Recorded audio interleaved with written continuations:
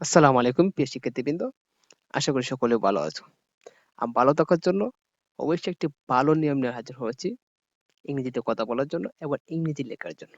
আর সেই ভালো নিয়মটা হলো ইন। ইন দিয়ে আমরা কিভাবে ইংরেজিতে কথা বলবো এবং ইংরেজি লিখবো, আজকে সেই বিষয় নিয়ে আমরা আলোচনা করব। তাহলে দেখো, ইন। ইন হলো ইন অর্থ হলো ক্ষেত্রে। ইন অর্থ ক্ষেত্রে। তাহলে ঘটনা দেখি আমরা কিভাবে বাক্য তৈরি করব। তাহলে গঠন দেখো, গঠন ইন প্লাস বাড়ি one plus I N G. In plus বাড়ি ওয়ান প্লাস আইএনজি। তাহলে এক্সাম্পল গুলো দেখি যাতে বুঝতে সহজ হয়। দেখো, ইন কুকিং রান্না করা ক্ষেত্রে। ইন কুকিং রান্না করার ক্ষেত্রে। ইন হেল্পিং সাহায্য করার ক্ষেত্রে। ইন হেল্পিং সাহায্য করার ক্ষেত্রে। ইন রিডিং পড়ার ক্ষেত্রে।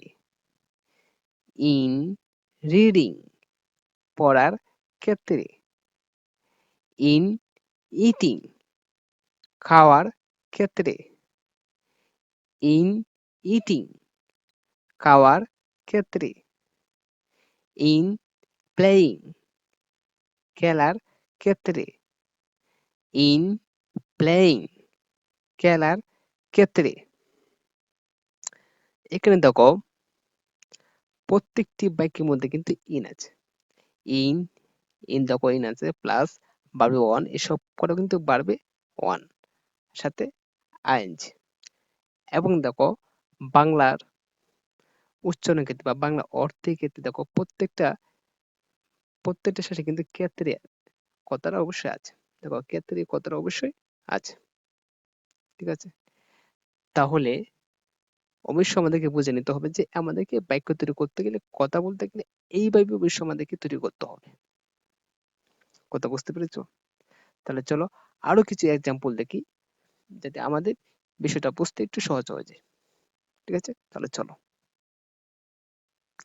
তাহলে দেখো, এখানে ইন সিং দেখার ক্ষেত্রে। ইন সিং দেখার ক্ষেত্রে। ইন সেলিং বিক্রি করার ক্ষেত্রে।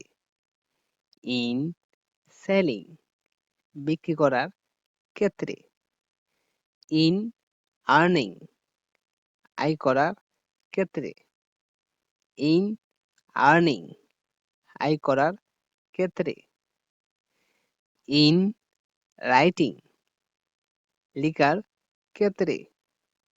ইন রাইটিং লিখার ক্ষেত্রে। ইন গোয়িং যাওয়ার ক্ষেত্রে। ইন গোয়িং যাওয়ার ক্ষেত্রে। ইন কামিং আসার ক্ষেত্রে। ইন কামিং আসার ক্ষেত্রে। এখানে দেখো, প্রত্যেকটার বাক্যের মধ্যে কিন্তু ইন আছে। আর এইগুলো হলো বাড়বে ওয়ান। এগুলো হলো বাড়বে ওয়ান এবং তার সাথে যোগ করা হয়েছে আইএনজি। ঠিক আছে? আমাদেরকে এইভাবে বাক্য তৈরি করতে হবে যখন আমরা ইংরেজিতে কথা বলি এবং ইংরেজি লিখি। তাহলে প্রশ্ন থাকতে পারে যে আমরা কি শুধু এইটুকু লিখতে পারবো? না, তুমি ইচ্ছা করলেই আরো এই বাক্যটাকে বড় করতে পারো তোমার ইচ্ছা মতো। যেমন মনে করো, ইন সিং এ বার্ড। এখানে কিন্তু বার্ড নেই, কিন্তু আমি তোমাকে বোঝাবার জন্য আমি বললাম যে ইন সিং এ বার্ড পাখি দেখার ক্ষেত্রে। ইন সেলিং দ্য কাউ গরুটি বিক্রি করার ক্ষেত্রে।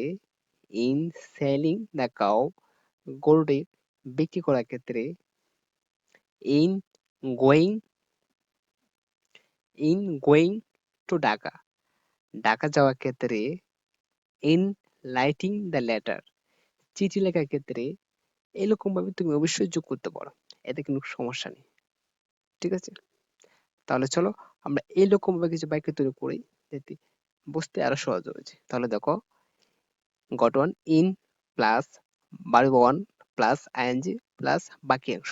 বাকি অংশ মানে তুমি এখানে একটা শব্দ যোগ করতে পারো অথবা একটা বাক্য যোগ করতে পারো, এতে কোনো সমস্যা নেই।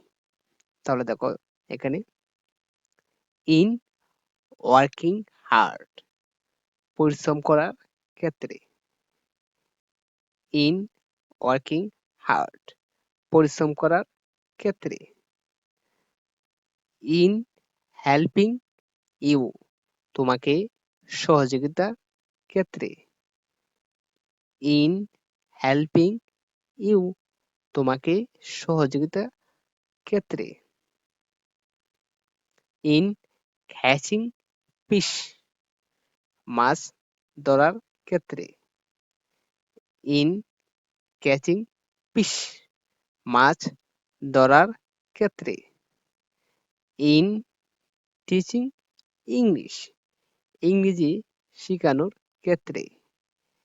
ইন টিচিং ইংলিশ, ইংরেজি শেখানোর ক্ষেত্রে। ইন সেলিং ফুড, খাদ্য বিক্রি করার ক্ষেত্রে। ইন সেলিং ফুড, খাদ্য বিক্রি করার ক্ষেত্রে।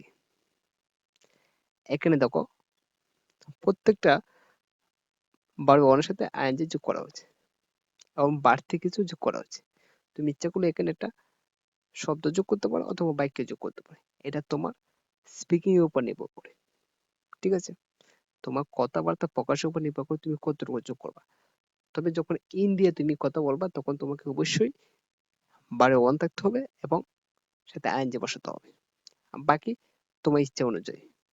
ঠিক আছে, তাহলে আজকে এই পর্যন্তই। ধন্যবাদ সকলকে। আল্লাহ হাফেজ।